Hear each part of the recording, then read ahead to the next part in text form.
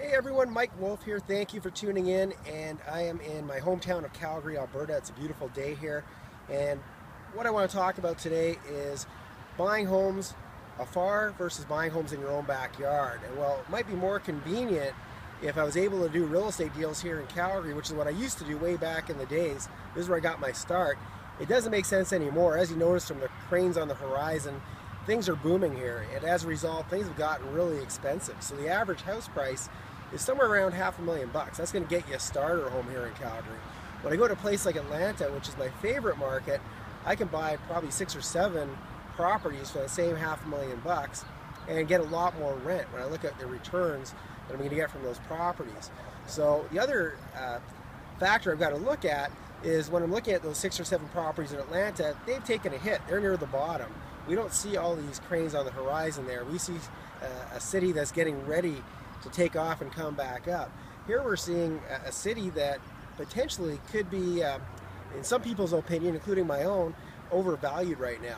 So what's happening here in Canada is that Canadians have more debt than we've ever had. And we're managing it okay because interest rates are at record lows. But what happens when that inflation kicks in? A lot of people are going to start to get in trouble. They won't be able to afford their car payments. They won't be able to afford their house payments.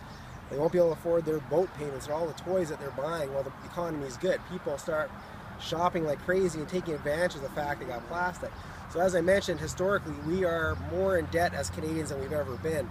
Americans, on the other hand, they're starting over. They have the least amount of debt they've had in a long time, not because they paid it off, but because they've already gone bankrupt. They've lost their homes. They're basically rebuilding, and they're starting off with a clean slate. So they're in a much better position to keep going upwards. And so we should see some appreciation in some of those markets. So I feel a lot more comfortable investing in markets that are near the bottom as opposed to ones that are near the top.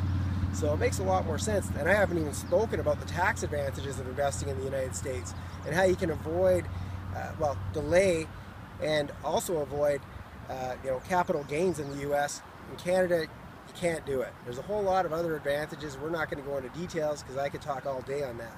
So I hope that added value to you. Thank you so much for tuning in, and please put comments below and I'd be happy to answer any of your questions. We'll see you soon.